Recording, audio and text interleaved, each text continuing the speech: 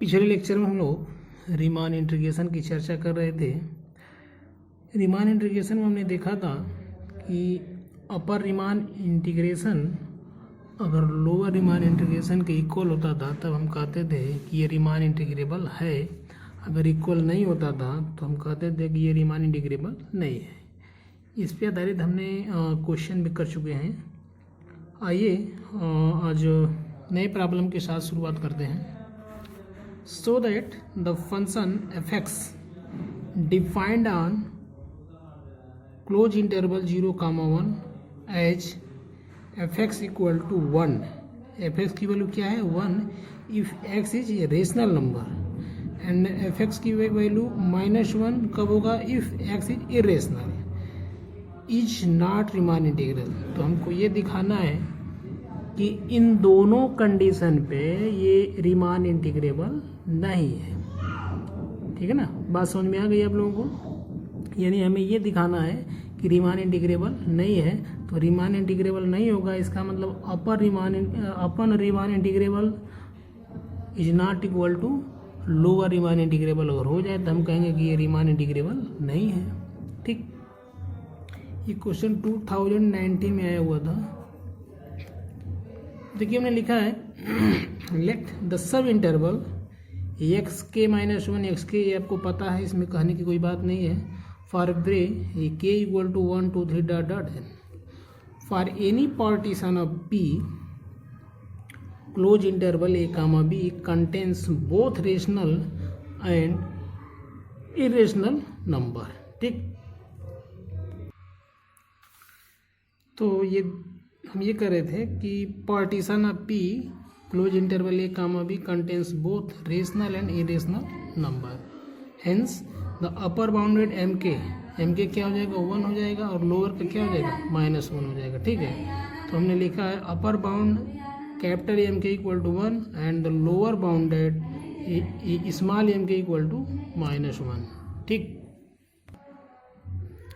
This imply that, अब देखिए हमने लिखा integration a to b bar fx dx, यानी कि ग्रेटेस्ट लोअर बाउंड ये हो जाएगा। This imply that greatest lower bound of the set of all upper f comma p, और f कामा p को हम क्या लिखेंगे अपर में summation k equal to 1 to n capital M k del k. अच्छा, एम के की value क्या है 1 है, और इस पार्टीशन के ए कामा बी के पार्टीशन से क्या लिखेंगे b - a।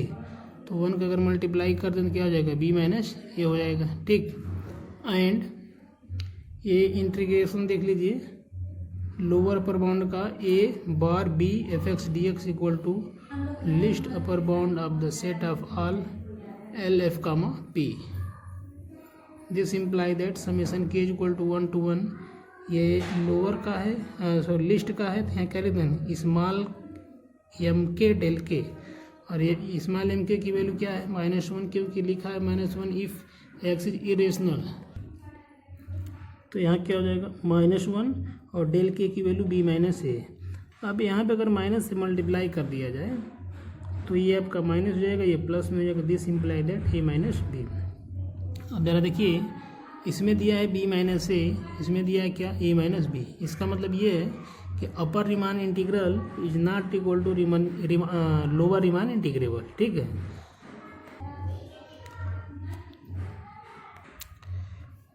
तो हमने यहाँ लिख दिया फ्रॉम इक्वेशन 1 एंड 2 से we get integration a b bar fx dx is not equal to integration a bar b fx dx, यानी कि GLB greatest lower bound is not equal to least upper bound.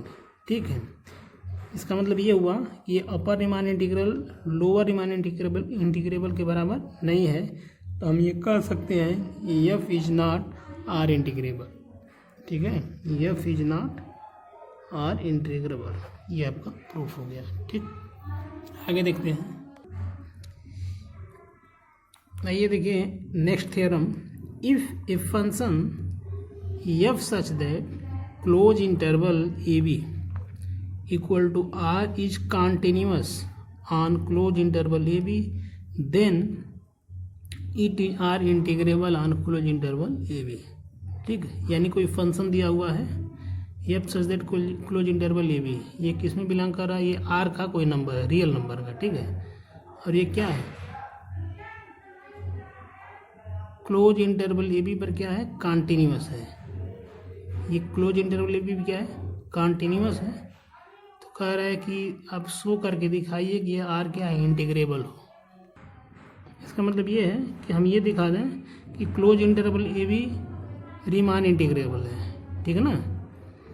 तो let us consider a function f(x) is continuous on closed interval a b। Close interval A b पर function f(x) क्या है, continuous है। तो continuous होगा तो कैसा होगा, बाउंडेड भी होगा, किस पे, क्लोज इंटरवल ए बी पे। अगर बाउंडेड है तो इसका पार्टीशन निकाल लेते हैं। तो p equal to a equal to, अच्छा पार्टीशन में क्या लिखेंगे, क्लोज इंटरवल ए बी, और ए और बी के अंदर का जो भाग है वो क्या है, sub interval x0 x1 x2 x3 dot dot xk minus 1 xk, ठीक है। Is a partition of close interval A b. अब xk माइनस 1 xk ये क्या है, सब इंटरवल है, ये सारे क्या है, सब इंटरवल है। चूँकि ये हाईएस्ट टर्म है, ये क्या है, इससे लोवेस्ट है, इससे लोवेस्ट है, इससे लोवेस्ट, ये हमने डेफिनेशन पहले ही लिखाया था। Is a sub interval where k equal to 1 2 3 dot dot n। अब सपोज दैट, मान लेते हैं, the oscillation of f(x) in each of such interval is less than epsilon upon b minus a for epsilon is greater than 0 and small, ठीक है। ये हमने मान लिया कि जो ऑक्सीलेशन f(x) का जो ऑक्सीलेशन होगा, ऑक्सीलेशन मीन्स द डेरिवेटिव एक तरह से कह लिया जाए, वह प्रत्येक केस में इस इंटरवल के क्या होगा, लेस देन होगा, ठीक है ना, इस इंटरवल के लेस देन होगा। और अब साइलन की वैल्यू क्या होती है, 0 से बड़ी होती है। तो हम ये मान लेते हैं एम के, ठीक है ना, एम के मतलब greatest lower bound f(x) such that x belong xk minus 1 xk। ध्यान रहे ये क्लोज इंटरवल का है, ठीक है। एंड कैपिटल एम के, this imply that least upper bound f(x) such that x belong xk minus 1 comma xk, ठीक है। we have epsilon is greater than 0, there exists a del is greater than 0 such that, देखिए यहाँ पे हमने f(x) को derivative कर दिया एक बार, f(x) dot minus f(x) double dot mod ले लिया, तो ये हमारा वैल्यू हो गया is less than epsilon upon b minus a। इसके लिए for x dash minus x double dot, x dash minus x double dash mod of is less than del for all x dash x double dash belong close interval A B, ठीक है। ये जो है आपका point है, इस point में से इसको हम घटाएंगे मॉड लेकर के, तो इसकी वैल्यू क्या आ जाएगी, डेल से छोटी होगी। ये आपका क्या है, फंक्शन है, function of f(x) dash, function of x double dash, ठीक। अब हम ये पुट कर लें कि f(x) dash k equal to M k, इसकी वैल्यू हम क्या ले लें, एम के ले लें, और f(x) डबल डैश के इक्वल टू एम के, कैपिटल एम के। थोड़ा सा यहाँ पे देखिए मिस्टेक हो गया है, यहाँ पर आप लिखेंगे x डबल डैश के इक्वल टू कैपिटल एम के, यहाँ पर डबल डैश कर लीजिए, यहाँ पर क्या हो जाएगा, 1 डैश हो जाएगा एम के। तो इसे हम लिखेंगे यहाँ से capital M K minus M K is less than epsilon upon b minus a since x dash K minus x double dash K mod of is less than del. अब यहाँ से देखिए यू एफ कामा पी यानी upper Riemann integrable minus lower Riemann integrable function of partition, this imply that इसकी value summation के equal to 1 to n। अच्छा, M K में से, कैपिटल एम के में से एम के को निकाल दिया जाए, और इसका डेल के की वैल्यू क्या हो जाएगा, एक्स के में से एक्स के माइनस 1 को निकाल दिया जाए। अच्छा, तो is equal to K equal to 1 to n, अच्छा, M K minus capital M K की वैल्यू क्या हो जाएगी, epsilon upon B minus A X के माइनस एक्स के minus 1। This imply that epsilon upon B minus A, इसको हमने बाहर कर लिया, या हमने क्या किया, समेशन लगा दिया, k is equal to 1 to n x के माइनस 1। ठीक, आगे देखते हैं।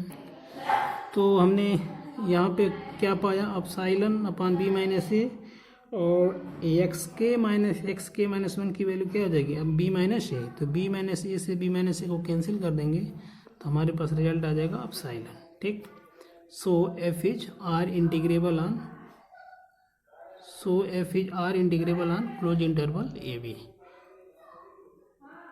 ठीक है, ये हमारा प्रूफ हो गया। अच्छा, एक क्वेश्चन जो है 2010, 13 और 18, ये 3 साल आया हुआ क्वेश्चन है ये। ठीक है ना, तो इसको आप लोग देख लीजिएगा एक बार।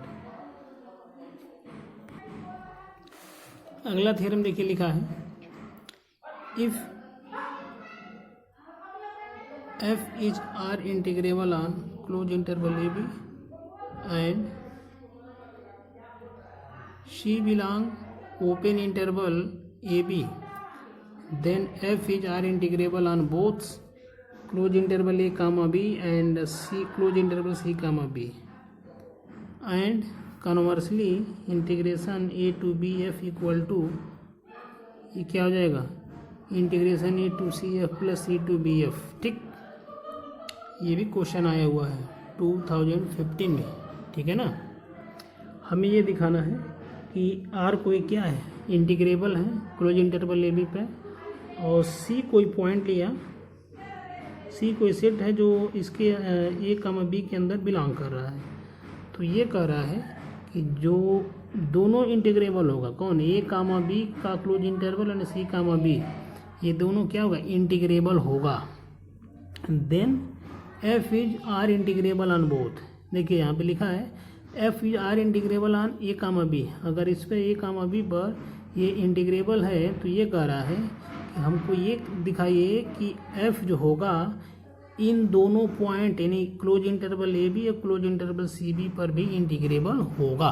ठीक है, दोनों हमको दिखाना है, और कन्वर्सली पार्ट इसका दिखाना है कि A to B F equal to integrable A to C F plus integrable C to B F.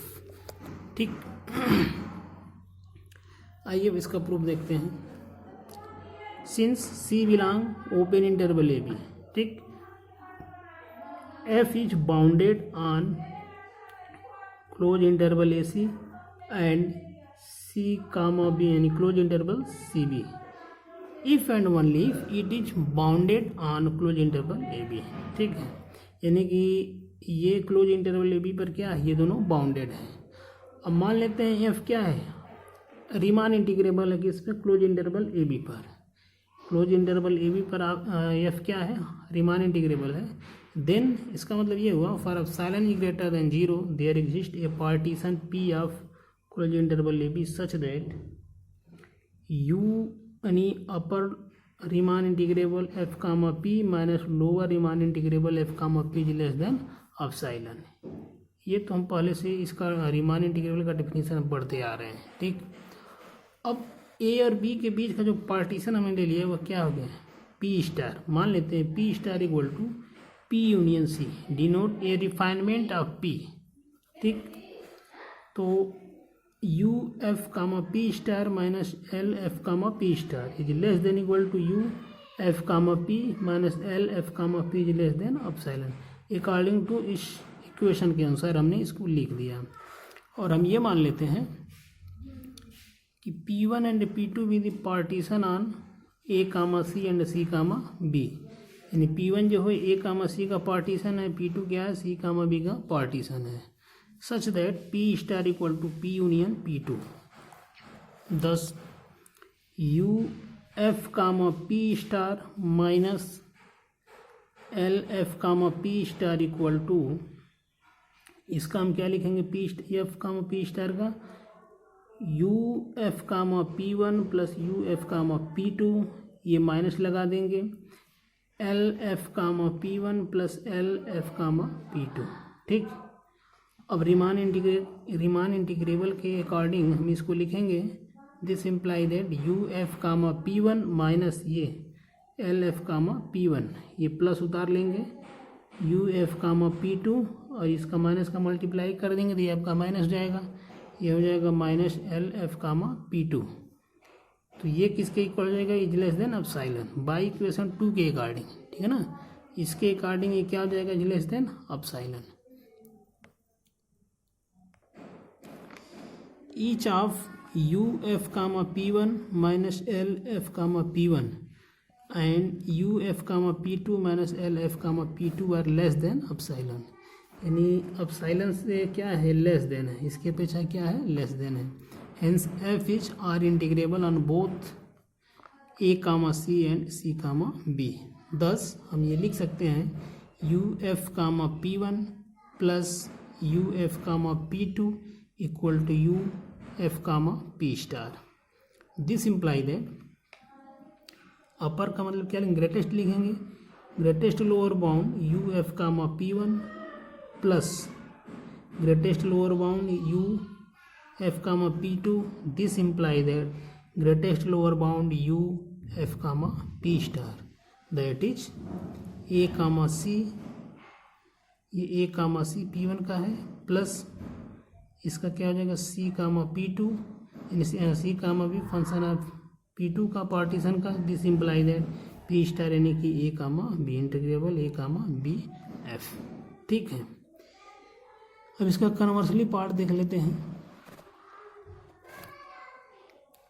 Conversely part ये कह रहा है कि मान लिया एफ क्या है, इंटीग्रेबल है on both side a comma c and C comma b, then there exist a partition P1 of a comma c and a partition P2 of C comma B such that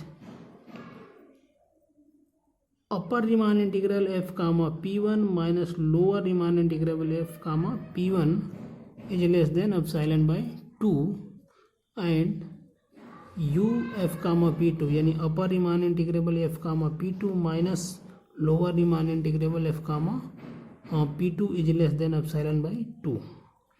अब हम ये मान लेते हैं कि P equal to P1 union P2, then P क्या है, partition है of close interval A b का।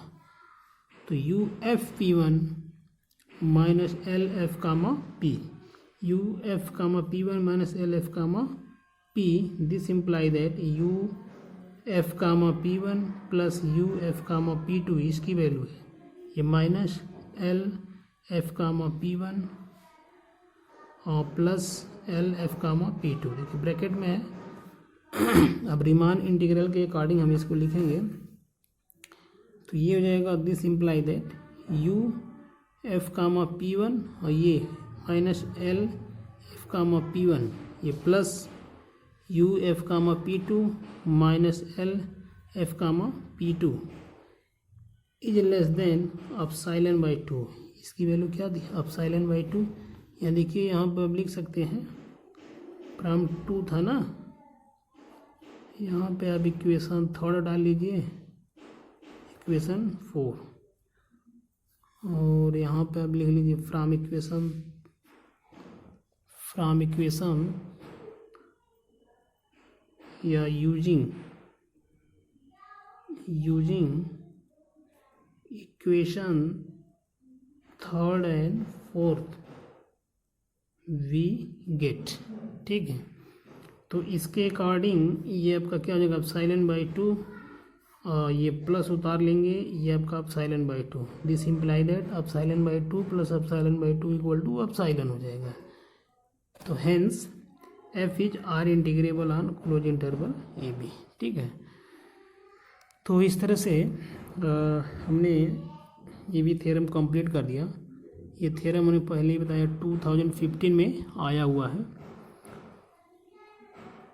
तो हमें लगता है कि अगर आप लोगों को रीमान इंटीग्रेबल निकालना हो तो बड़े आराम से समझ में आ गया होगा।